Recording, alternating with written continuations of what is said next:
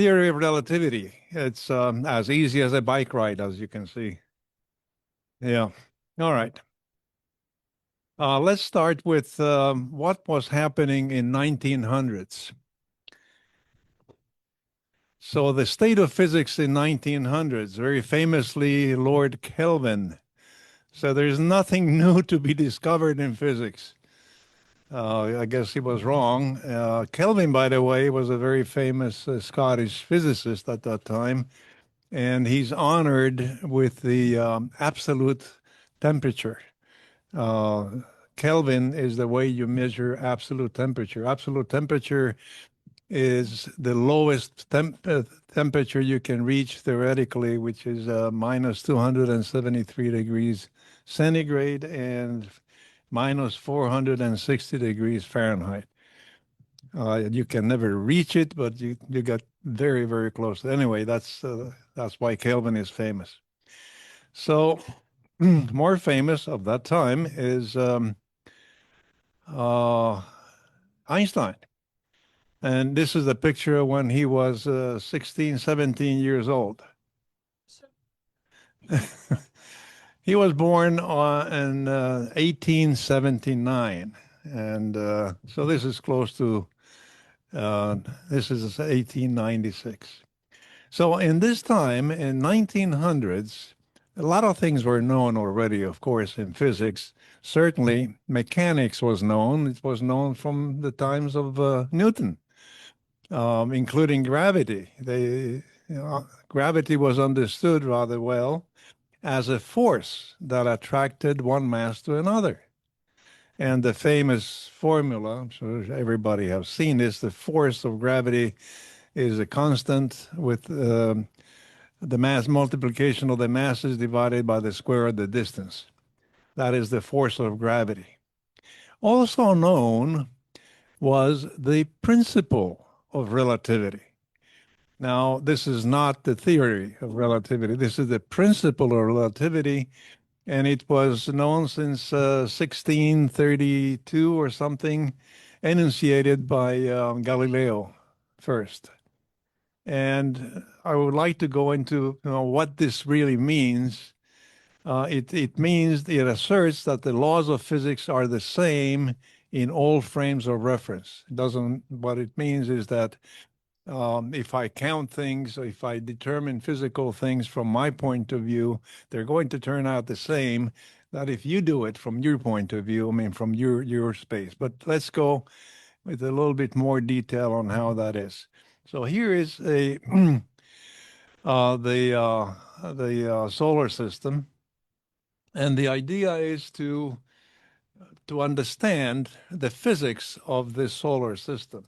For example, the distance between each of the planets to each of the planets, their motion, and their relative distances and their relative motions. So there are several ways you can do that.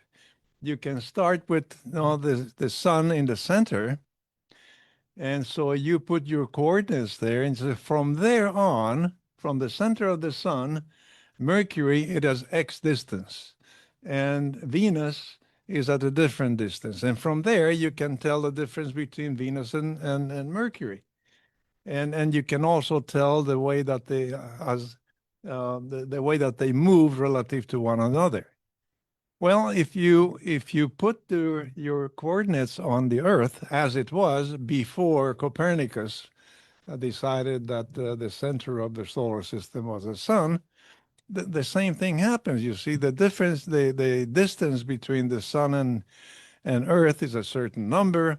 The distance between the sun and Venus is a different number, and Mercury and so on. And you can determine from the Earth what the difference is between, what the distance is between Mercury and Venus, for example, and the relative motions. And the idea is that all of this will be the same. It doesn't matter where you read it from, where you determine it from. You can do it from the comet, and you can do it from any other place.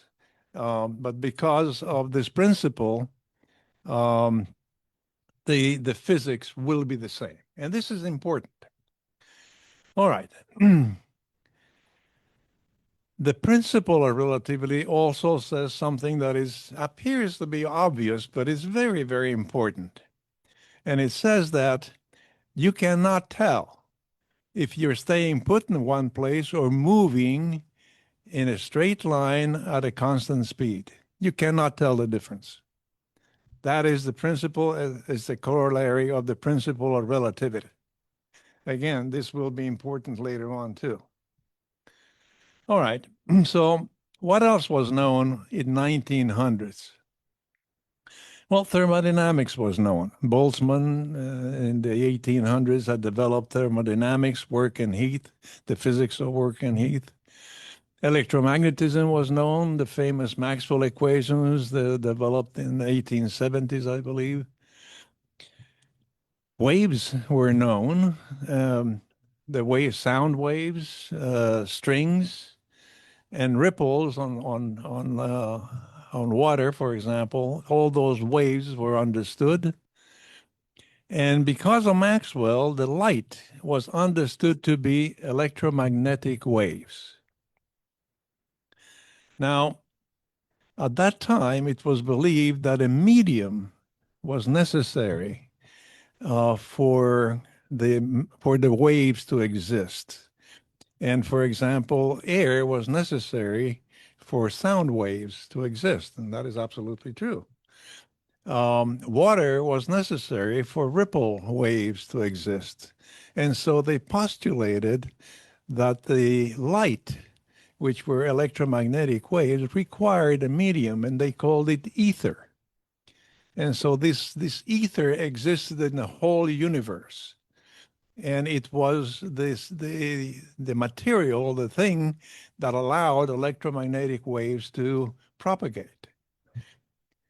So the problem was that they tried to determine what this thing, the ether, was and where it was and some properties of it, and they could not find any evidence of that.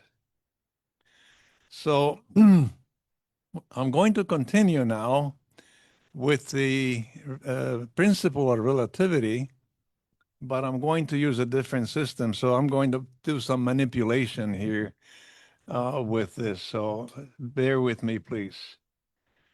Okay, so here we are, share, and here.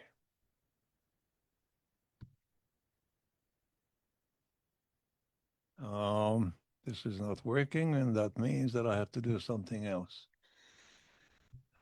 I have to get out. I have to do this. Okay. All right. So now,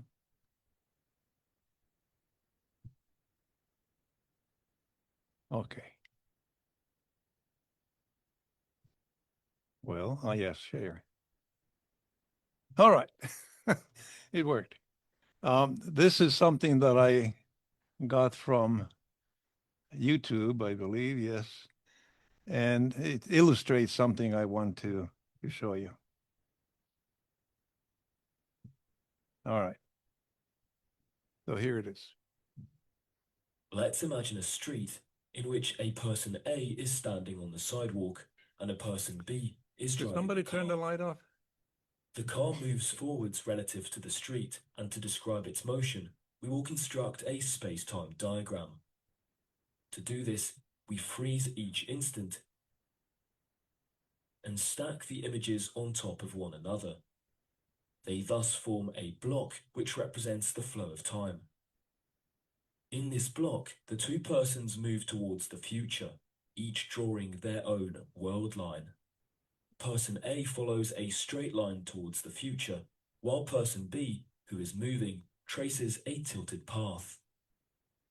Each slice of the diagram pinpoints their location at a given time.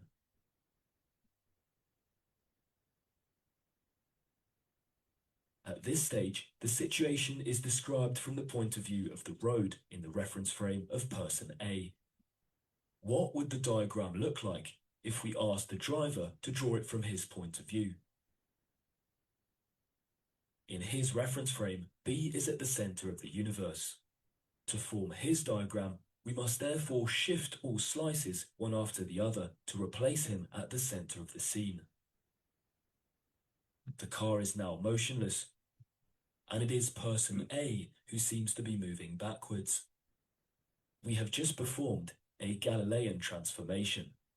Shifting the slices of space allows us to change our frame of reference.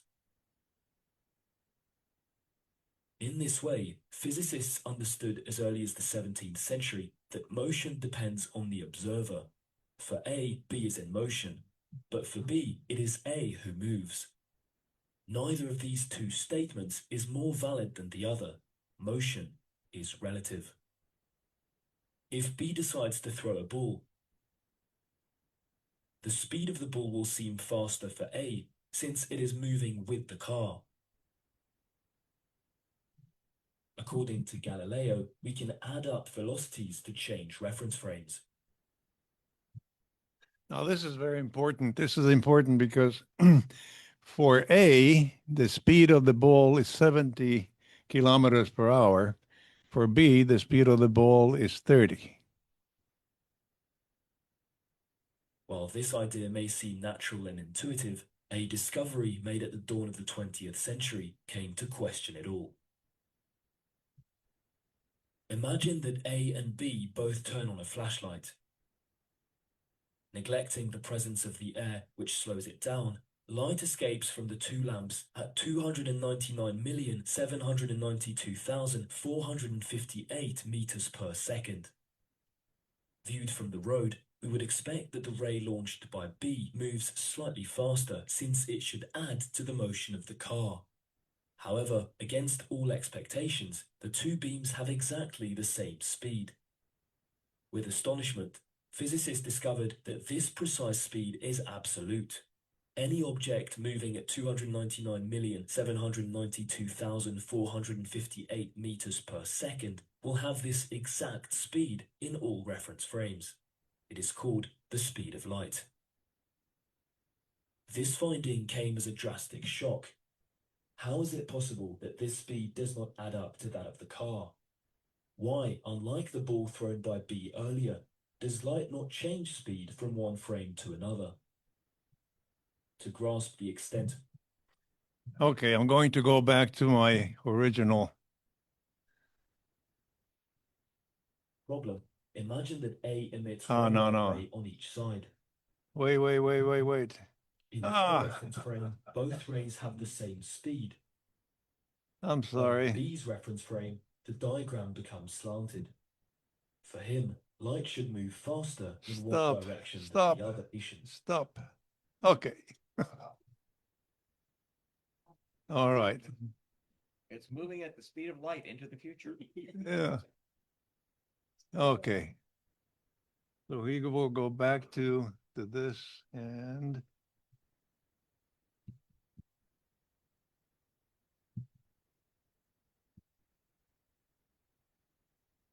there we go. Okay.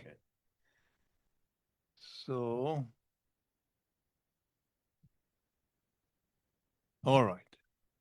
So in 1905, Einstein published a paper postulating that the speed of light in vacuum is a fundamental constant, independent of the motion of the source or the observer, and that is the number. And this is the special theory of relativity. This an announcement, that the fact that the speed of light is absolute, that is the special theory of relativity. Announced in 1905. Now, the use of C with the principle of relativity that we saw produces a whole bunch of new concepts. In other words, this idea that C is an absolute constant brings in a whole bunch of new things, different things. For example, length contraction. The length of an object in the direction of the motion appears shorter to a stationary observer as the object's speed approaches c. Like this. If everything is in standing, then you will see the tramway that way. But if the tramway starts moving at a very high speed, then the observer will see it shorter. The width and the height will be the same, but in the direction of the motion, it will be shorter.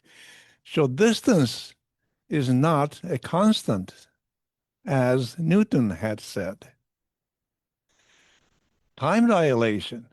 This means that time passes at different rates for observers in relative motion. For an observer moving close to C, time will pass more slowly than measured by a stationary observer. So here comes the famous paradox of the twins. The paradox of the twins is that, twins, one of them goes off in a rocket traveling close to the speed of light, and the other one stays at Earth. The one traveling at the speed of light, he, of course, for a couple of years, let's say in this case, let's say 50 years, when he comes back, the traveler will be only 10 years older, let's say, where the stationary person will be 50 years older, depending, of course, of the distance and all that. So that is the paradox of the twins. And you might have seen the movie. Oh, this is a better way of looking at what I was explaining, but there's a movie, Interstellar, 2014. In this picture, he's leaving and he's going to travel close to the speed of light and going to some other places. And there is that daughter. And when he comes back, that's also his daughter. He has aged 10 years according to the movie, but there she is. She has aged about 50, 60 years. So, and this is true. Has been proven. This is not just a theoretical something. This has been proven. This is true. More, mass increase. As the object speed approaches c, its mass also increases. And a related corollary is the famous formula, E equals mc squared. Everybody has seen that formula. And that formula is related to what I'm saying up there. As an object speed approaches c, its mass also increases, because as something increases in velocity, that means it increases its energy. So if the energy increases and c is constant, mass must increase.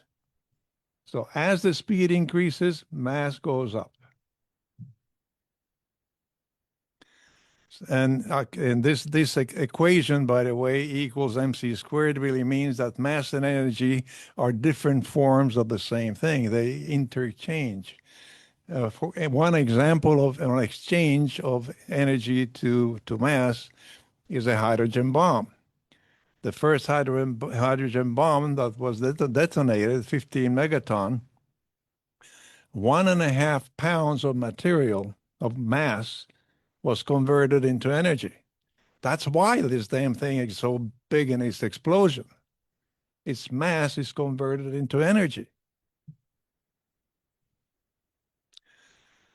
So the special theory of relativity tells us that nothing can outrace light. It doesn't really tell us that nothing can move at speeds faster than light. Now, let me explain this. This looks a little bit complex. According to the Big Bang Theory, our universe is expanding at speeds faster than light. So how does this work? Well, here is a description of the Big Bang Theory.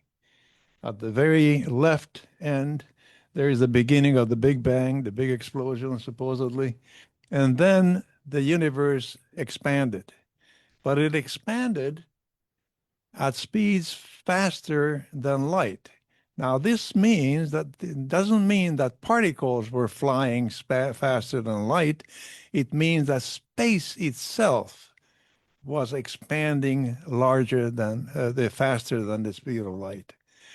And you might hear or read in the papers that there are some galaxies that are moving away from us close to the speed of light.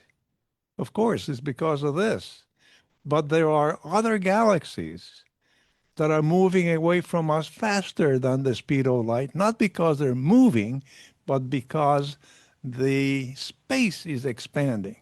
But of course, we will never be able to see those galaxies because they're moving away from us faster than light.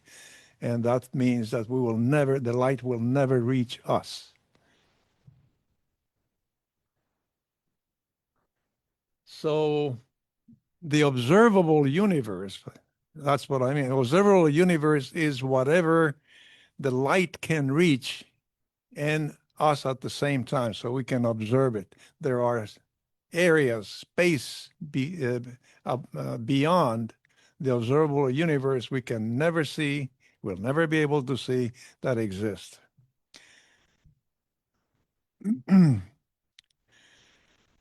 The special theory of relativity applies in the case in which observers are at rest or moving at constant velocity relative to one another. It's not when you have acceleration. And this is a matter of the general theory of relativity. So what is the general theory of relativity? Well, in the simplest possible way of expressing it, according to Newton, gravity is a force that attracts one mass to another, but according to relativity, it is not a force, it's an acceleration. And what does that mean? Okay, well, let's go into that a little bit. So let's talk about acceleration. There are two forms of acceleration. And you know, you're in the car, you press the gas, and your speed goes higher. That's acceleration. But there is the other one, the acceleration, is when you're traveling in a straight line and you change direction. That is also acceleration. And here, let me show you. On the top, of course, is the car example. You step on the gas and go from 30 miles per hour to 32. That's acceleration. But in the lower picture, the moon, the natural movement of the moon is a straight line. But it is attracted by the Earth, and so therefore it goes away from the movement of the straight line and goes into an elliptical movement. And that is acceleration. So the moon is accelerated by the presence of the Earth. If you talk about Newtonian physics, you will say, well, the moon is attracted. It's a force of attraction. Fine. And 99% of the time, in fact, more, that will be okay because the relativity is only becomes important at very high speeds, for example. So I lost the line of my line of thought. Oh, yes. So when you talk about Newtonian physics, talk about forces, okay. But when you talk about relativity, you talk about acceleration. And there is a very important matter with acceleration is that you cannot tell that if your feet are on the ground, attracted to something, you're stable on the ground, you cannot tell whether you are attracted by some object like Earth, or if you are in a capsule being accelerated at the same speed, at the same acceleration. So if you are on Earth, like now we are, or you are in a capsule that that is accelerated by 9.8 meters per square second, You will not be able to tell the difference. And that is part of the general theory of relativity.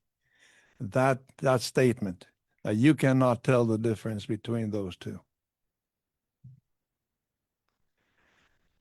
This is just a better explanation, perhaps. One cannot tell by looking at the ball whether the room is stationary in a gravitational field and the ball is accelerating, or whether one is in a free space aboard a rocket that is accelerating upwards and the ball is stationary.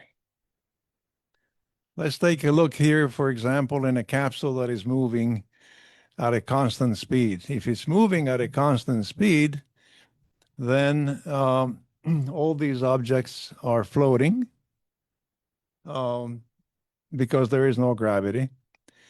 But what would happen if this capsule all of a sudden accelerated, let's say upwards? Well, all of these bodies will fall down to the bottom. Or if it decelerated, then the other way, everything will go up. So if you are in a room and you don't know whether you are in a capsule, in a ship, a spaceship, or you are on a planet, and you light up your the light. This is the way it would look. But let's suppose now that this is accelerated upwards all of a sudden. What would happen? Well, what would happen is that the light would bend, you see, because it's accelerated. But the interesting thing here is that you don't know if this is because you are in a spaceship accelerated up Earth or you are standing on Earth. And the conclusion is that gravity bends light. Gravity bends light. And this is something that was proven very early on by Einstein himself with this experiment. For a moment, let's suppose that the sun is not there. If the sun is not there, and you're going to determine the position of the star, it's going to be a straight line directly from the Earth to that straight star. But the sun being there, you see, the light that comes from the star is bent. And what you see actually is the apparent position of the star. And Einstein predicted that what the difference would be in space of the position of the star. And another person, I forget his name, but we'll see him a little bit later, in 1919, saw this exact situation in a solar eclipse, Eddington, thank you, and determined the difference between the positions, and it matched exactly what was predicted. So the fact that gravity bends light is proven. Now, this light, you see, the light now in this accelerated situation, it seems that it doesn't travel straight. So it seems like it travels a longer distance than if it were straight. But that is not true. That trajectory that you see there, the curved trajectory, is the shortest trajectory that the light can take. Now, why is that? Well, that is kind of complicated. And in fact, it was very complicated for Einstein himself because he had these ideas in 1905, but he did not understand why, and he could not prove it mathematically for 10 more years. He did not know enough math to be able to prove this for 10 years. Eventually, what happened was that he came to the realization that gravity is not only a force, but a curvature of space-time caused by mass and energy. We'll get into some more detail on this in just a moment.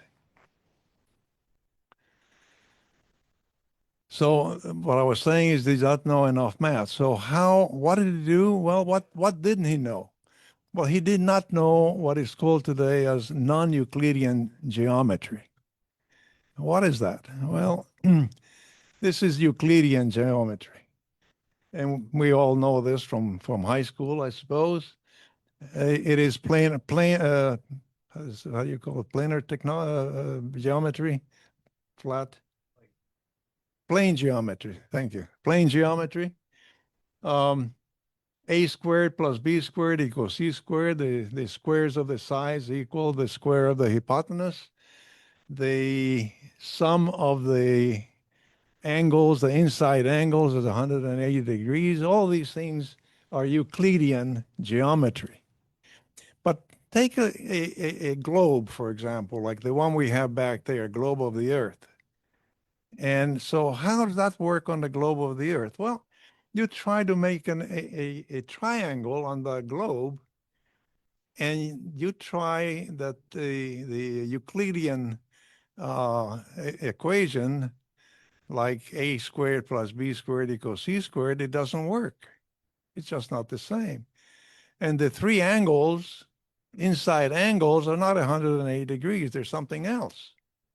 So this is non-Euclidean geometry. And the truth is that this is mathematically rather complicated.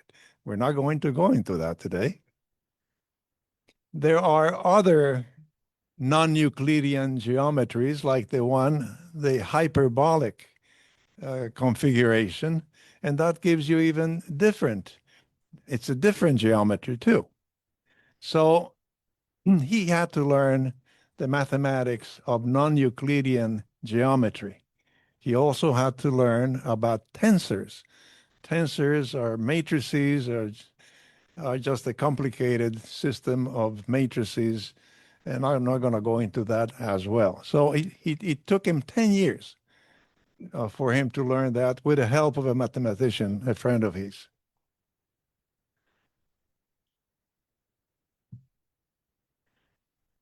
So in Newtonian physics, we saw that time and distance are absolute. And they're the same for everyone everywhere. This is Newtonian. But in relativity, we just saw a while ago that different observers move relative to each other, moving relative to each other, measure different times and distances. Remember that if you get close to the speed of light, the distance in the direction of the movement gets shorter, and the time gets slower. So neither time nor distance are constants in relativity. However, space-time is. Space-time is a constant in relativity.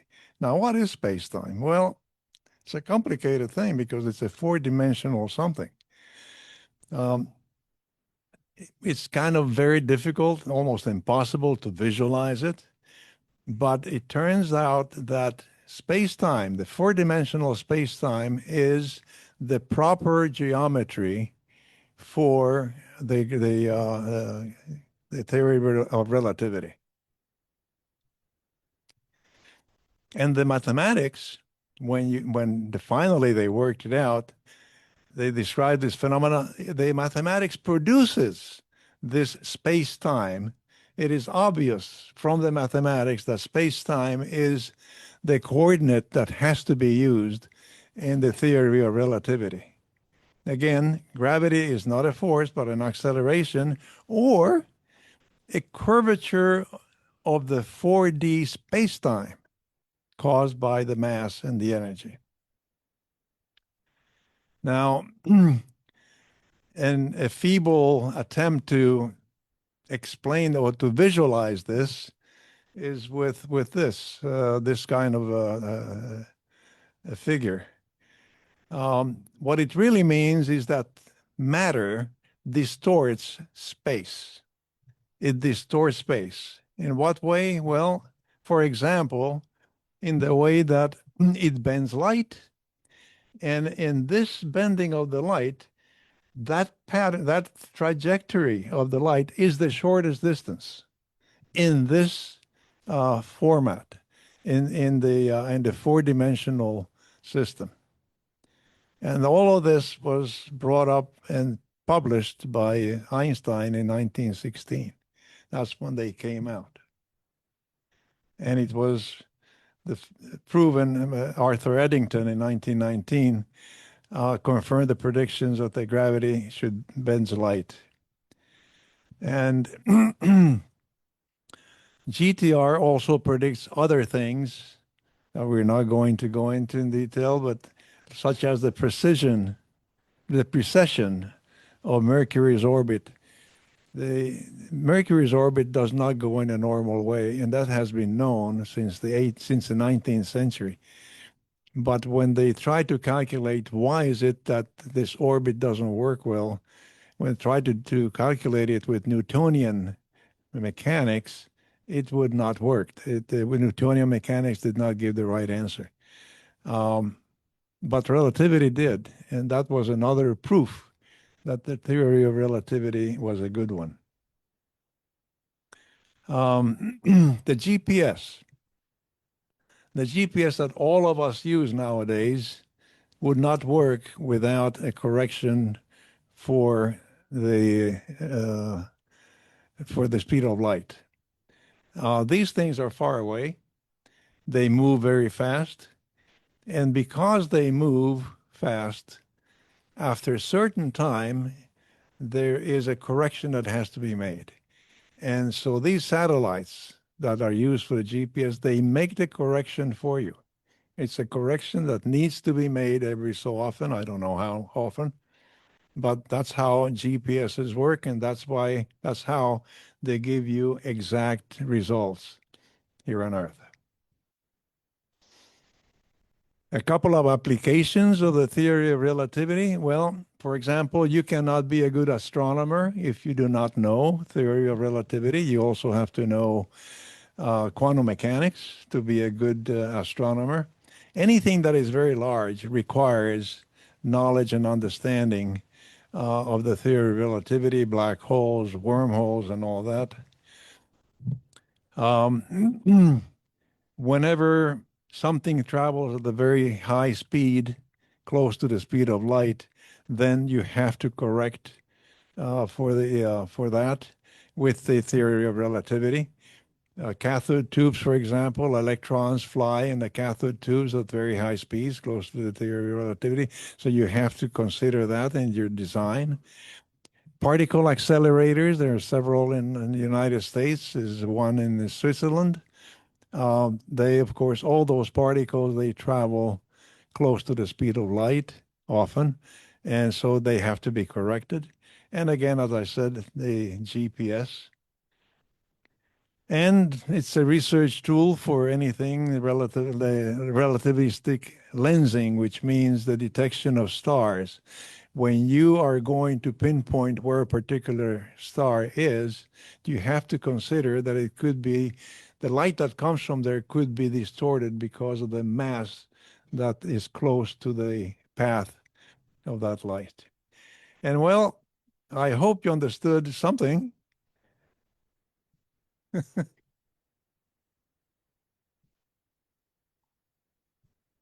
That lensing is also a way to detect planets. You can detect planets around other stars because what happens if you have a star and another star that are precisely aligned, then you can have a boosting of the light because of the gravitational lensing we were talking about. But then if you have a planet that wanders into the path, it can boost the light even more, and it'll be this little brief flash in the light that's detected. And when you can survey millions of stars, which they can do with automated telescopes and computing these days, then you can actually see these things, see these little these planetary detections. So it's another way of detecting planets. Lensing, by the way, it's similar to the lenses that you have. You know, the light comes in and the lenses correct it, and then they change the path of the light. And so that is the masses out there, the galaxies, the planets, and so on. They also correct or change the path of the light. That's why it's called lensing. And if the lens is not perfect, you can sometimes see these pictures of galaxies or clusters of galaxies with these streaks that are there, and that streaks are actually the distorted images. If the lens is not perfect, it's like if your lens is a little bit out of focus. You know, if you think like of a glass lens, if it's a little bit out of focus, then you'll get these pictures that are actually that look like streaks on some of these images that are actually normal galaxy pictures that are just distorted because the lens was not perfect. What was wrong with the? No, that was a different thing. The problem with the Hubble was simply the fact that the mirror was not created created to the precisely the right figure. So they had to actually put in corrective lenses in the instruments on the Hubble to make it work. So in very simple terms, there are two theories of relativity, of course. The specific theory of relativity, the special theory of relativity, is the statement that the speed of light is absolute. That's it. That is the special theory of relativity. The other one, the simple way of expressing the general theory of relativity is by saying that gravity is not a force, it's an acceleration. Now, that's kind of more difficult to grasp, but you can tell gravity distorts space. That is another enunciation of the general theory of relativity.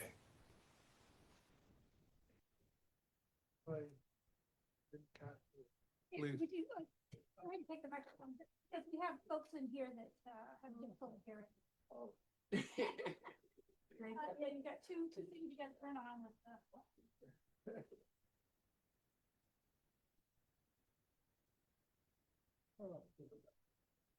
So the bit that I wasn't capturing properly is this bit about light is an absolute speed. So if you talk about your observers A and B, B's in a moving car, let's say doing 100 kilometers an hour, why does A not perceive that as the speed of light plus 100 kilometers? That's the bit I'm not. Well, that's precisely it. That is precisely it.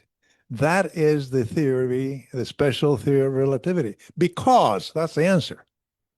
Well, no, that's total. That's tautology. That's just sort of circular. That's not going anywhere.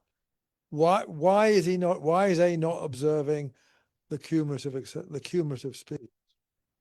Why not? Because there is no answer to that. The answer is because this is the way physics is. And this is the way it has been demonstrated that it is. If you have a particle in an accelerator, okay, these particles in an accelerator, they go at 0.9 c, which means 90% of the speed of light. Some of them go 0.99 c, 99% of the speed of light. Now, if one of those particles going in a particular direction emit a photon, light, in the direction of their motion, that photon will go away from it at the speed of light. And for me, the same. That's the way it is. The other thing is that the speed of light, and we talk about the speed of light as an absolute, we're talking about the speed of light in vacuum. The speed of light can actually be lower in some sort of a medium it passes through. The more dense the thing is, the more variation you get. Which is why you have what they call Cherenkov radiation. You know, the blue light that comes from nuclear reactors. That's actually particles that are traveling faster than the speed of light in the medium that it's in, which is the coolant that the reactor is submerged in, the moderator that the reactor is submerged in. You can actually have something traveling faster than the speed of light in a different medium, but not in vacuum. Vacuum is absolute. Yes.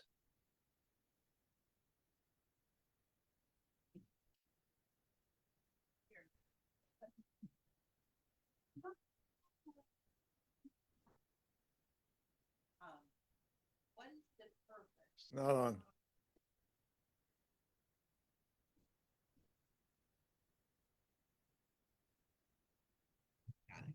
What is oh wow. What is the purpose of that Swiss accelerator? What are they trying to learn in that Swiss accelerator? Well, Or don't they know what they're trying to learn? yeah, I think they do. Um, they're trying to learn what matter is made of. Matter is made of, as you know it, in protons and neutrons and electrons. But there are 70 some more different particles that you and I don't deal with that exist. But they only exist when they smash these particles against each other or against something else, and it whole hell breaks loose, and all these particles fly out, and then they measure the properties of those particles, trying to find out what matter is really made of. And so there are many ways of dealing with that. For example, one way that they have done in the past, I don't know if they still do it, is the cloud chamber. So the collision occurs in a chamber that has a mist, and then they take photographs. And these particles that move after the collision, you can see the trajectory in the mist. You see, and so with this they can determine the mass, for example, determining what the trajectory is in circular, for example. They can determine the charge. They can determine a whole bunch of things, and learn what matter is made of. Is that Yep. good? Yeah, thank you. Oh, but I'm just trying to think of, as far as, the interaction between philosophy and religion and, you know, it's all wrapped up together, really. Well, mean, this is science.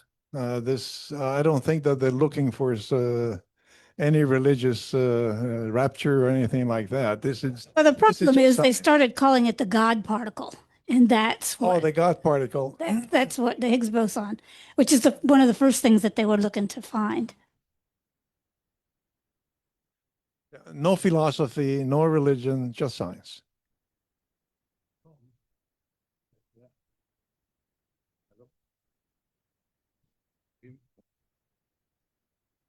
Well, you just corrected an erroneous concept I had. I thought that the maximum speed was the speed of light, but you are telling me now that the universe is expanding at a much higher velocity than that. Well, it's more like it. Thank you.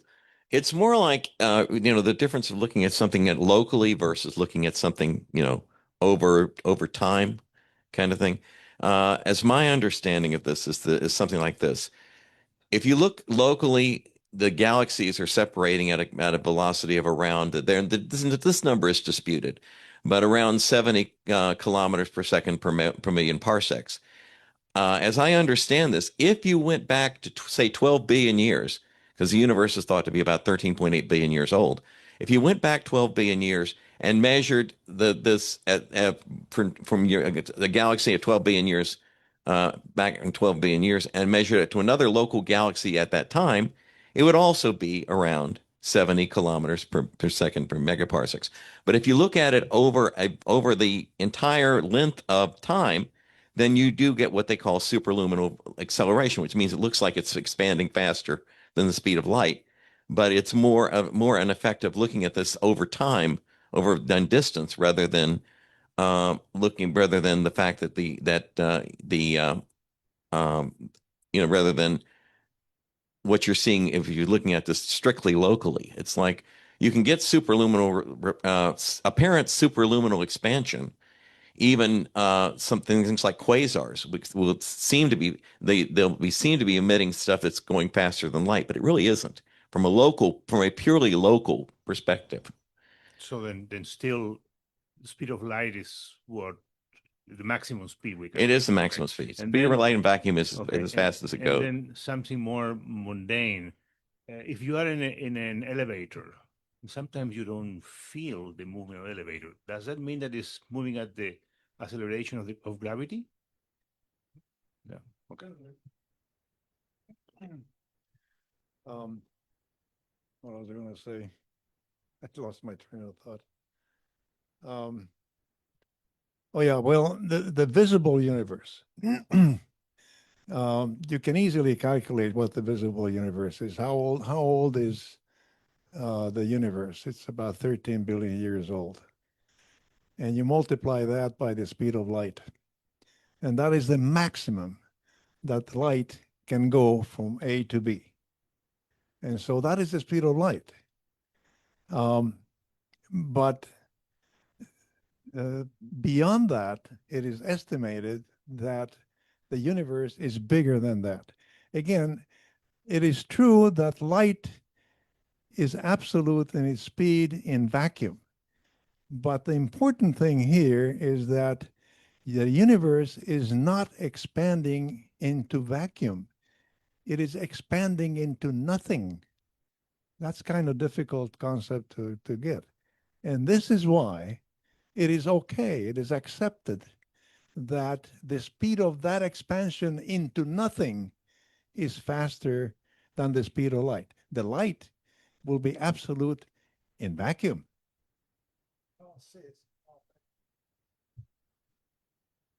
I'm making it up. You can't, how do you measure something going faster than light if you can't see? There's they can what you can do is actually measure with the spectral shift. If you're looking at for instance, a quasar or some distant galaxy, you can measure the shift of the spectral lines. And when you measure this, it can actually look like, like you're getting your superluminal expansion, that it's expanding faster than the speed of light, because you ratio ratio the shift in the spectra according to the actual speed of the light that's coming in. It's kind of like I can't think of a good analogy, but in any case, what you can get is a value that's greater than one, and if one is being a number that they call z, which is the ratio. The number is if the number is greater than one, then you're essentially getting faster than light, and it actually goes up quite quickly. If you go back to the beginning of the universe, you will see this exponential increase, which in this number. And what this means is that when you talk about redshift, it means your redshift gets so severe that the actual color of the light coming from these early galaxies is different. One of the reasons they have the James Webb Space Telescope is the fact that the telescope it works in the infrared, which is and what you're seeing with the Webb a lot of times is spectral lines that are shifted all the way from where they were, which is maybe the ultraviolet, through the visible light range down into the infrared because of this extreme distance that they are. The thing is that you can see, you can see and determine how fast certain things are moving away from us. You can also determine some objects that are moving towards us. If they move towards us, have a bluish tinge. If they move away from us, it has a reddish tinge. But recently, in the last, I don't know, 10, 20 years, maybe, they have detected objects that move away from us close to the speed of light. It doesn't make any sense. So this is the theory, of course. There is a lot more than that. Things that had already moved away, again, into vacuum at the faster speed than light. Let me bring you the microphone. Yeah, nobody needs it except. Will you say something, the difference between a vacuum and nothing? The difference between vacuum and nothing? Absolutely. There is Yeah. a very big difference. In fact, today, they have determined that vacuum, there is no such thing as absolute vacuum. It's kind of tough to visualize this, but because of quantum mechanics, there is nothing absolute. And so there is no such thing as an absolute emptiness. And so in any space that is in vacuum, there are things that appear and disappear immediately, appear and disappear constantly. So even vacuum is not empty. Virtual particles, yes. And how does antimatter fit into that? Pardon? How does antimatter fit into that? Or dark matter? Well, antimatter, that's okay. When the universe was formed in the Big Bang, it formed in principle out of nothing. And if you form something out of nothing, and you form a bunch of particles that are positive, then you must form particles that are negative. I mean, after all, everything has to add up to nothing eventually, right? And for the same reason, a bunch of particles were formed, but because it was formed out of nothing, antiparticles must have been formed as well. In fact, the amount of particles formed should be equivalent to the amount of antiparticles formed as well. So it's a mystery to science today of where these antiparticles are. Science does not know today where they are. But you're right, they must have been formed when the universe was formed. And there are some lingering around. You can detect antiparticles nowadays, but they're few, too few in comparison to what they should be.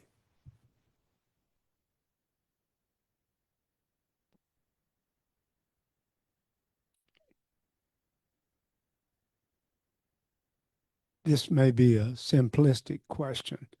Uh, I know where you are, and I know where you are, and that's based on the geometry and the calculations that we currently have. If you look at relativity and you're talking about gravitational bending of light and things like that, can we say where anything is?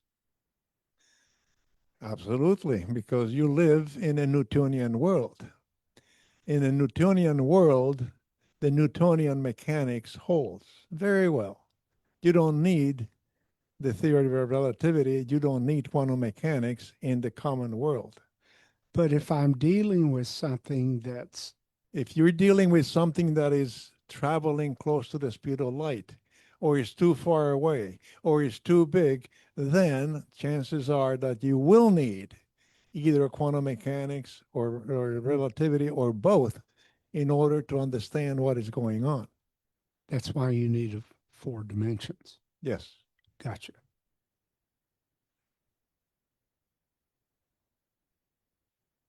Okay, do we have any other questions? Some of us had understood some of that, and some of us understood all of that, and not all of us understood some of that.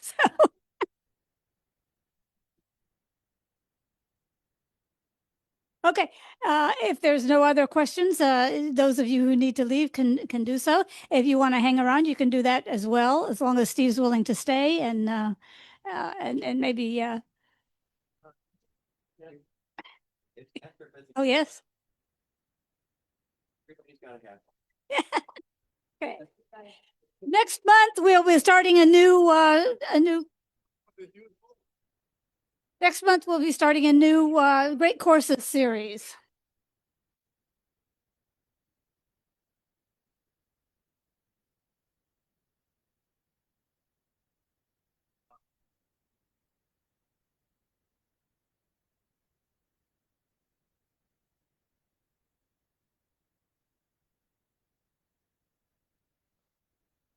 Not really, we can make it. Can we? Yeah. We can make enough to make that. What is science capable of doing in the near future, how that will affect. One of the things. Okay, that's Monday. We're going Monday at 10:30. Go ahead. Train the hearing. Is a medium through which electromagnetic same as sound waves. Okay. Here. Some of the things that you say that happen that you should, it's already now. Like the little path that you can now put your phone on to, so you don't get plugged in to recharge. Electromagnetic Those guys want waves to. needed ether. I mean, I'm a nurse, and that's. I was having a. Not so much. Nothing. When people say, oh, we're gonna be invisible. Is that gonna happen? No. Yeah. I knew I was like that. You know the waves on the water. It's. You need the water to have water. It's in the direction. So how do electromagnetic waves hold to be? It needs some sort of medium. Ah. But they were wrong. I don't know, not a physicist. I got a bit of. I'm learning. Way out of my. I remember Einstein said that there was probably only 5 people in the world that understood what it was. General, the general relativity was very difficult even for Einstein. Like away. Well, that last picture, I'll remember his last picture somehow. Way over. What about you? For you and me, it doesn't take much to be over our heads. I mean, you're not talking medicine, I'm sure. Medicine or. He lives in the building. I gotta behave, I'm pretty good at that. Okay, Brad. Well, yeah. Wait a minute, wait. Light, Oh. electromagnetic waves. I didn't realize there was there was something else going on afterwards, so Wave. I shall have to behave myself and get out of here and run. If you use Yeah, we're gonna stay for that. phone wavelengths, they're very big and they Yeah, we'll don't stay do for that that. harm. They have very little energy. Now, if you go further and you have heat, for example, that's infrared. Okay, so infrared you can tell. You can see where it's hot. You can touch it. It's hot. Then you go into visible, and then you go into ultraviolet. If you stay out in the sun, ultraviolet will burn your skin. And then you go to X-ray. Probably gonna do that. Okay, if you are irradiated with X-rays, It's like, Gay can do that. what I'm trying to say is that it's not only true, you don't only do harm with matter, you also waves. Essentially, it's energy what is important. Whether it's in the form of matter, waves. But waves. Amplitude or what is that? Is a Right word. word? Yeah, it's. You know, it's. Movement. Always moves at the speed of light. It doesn't change that. The idea that you're seeing something, No, okay. space in the sense The that. movement of a light, Best model I've ever seen. even though It's like, it's. Well, they're photons. Constructed a They're bunch of photons. networks of girders. So And then the girders it's not a getting one longer. long And the line. length of the It's girders photons related that to the are expansion of being emitted. the expansion of the universe. How fast Constantly. they expand. But if And you though look at each of far those enough photons down has the a line, wavelength. it looks like it is moving much faster than. So if you irradiate somebody with X-rays, those photons hit you hard and burn. The whole If you idea. go further, gamma rays, Message can travel faster. than light. they're radiation. You get radiation sickness and you die. yeah. Okay. Yeah, I was just thinking of this one. All right. Oh, the matter and antimatter. It's just nature's double entry account. Yes. It's just in an account. That's right. Okay. It may be, it's a difference. That's interesting. Thanks.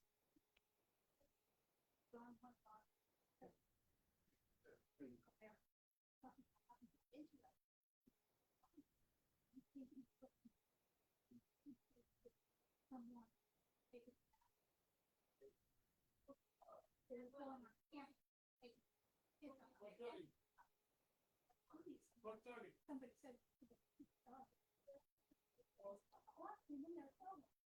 I counted.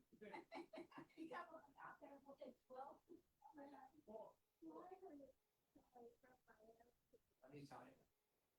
And then this is, But I would, I'm a little favorite Neil, and Neil's one of the people who's very dismissive of Pluto as a planet. Pluto's absolutely not a planet. You know, the other thing is I have seen YouTube videos which have described Neil deGrasse Tyson as the most condescending man on earth. So that whole Like it. And I particularly like that you have to tell me okay. Neil the Blueberry. Okay. He can't be that condescending if he plays bluegrass. Now you put down, 18, That was really good. I understood better this time than the previous time, and I keep getting a little bit more and a little bit more until I'm oh, okay. It's I really tried to make it as simple as possible It's not. without distorting the truth. Yeah. Well, that's the whole concept behind the last program that I've been using with the great courses, where we're talking about the misconceptions of science, and he's explaining that when you're going through school and you're learning this stuff, they try to make things simple so you could have an understanding, but then you go off and that's all you know, and then suddenly someone comes out and says, no, that's wrong, there's more to this, or there's something else going on.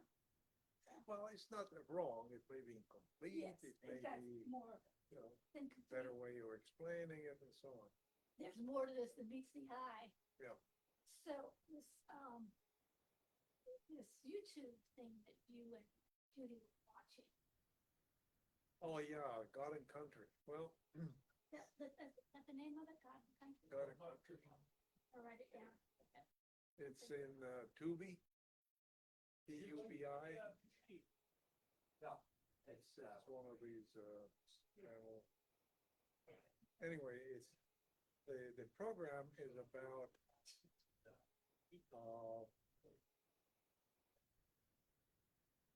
Christian nationalism. Very scary. Christian nationalism. What is Christian nationalism? What is it doing? How is doing it? That's a string, What it okay? We means. got to put back again, okay? And the truth is that their presentation is negative towards Christian Okay, where that nationalism. if you. No, we got it in the video. We were yesterday in my and we talking about you know, She mentioned. that we've been doing on literature. 48.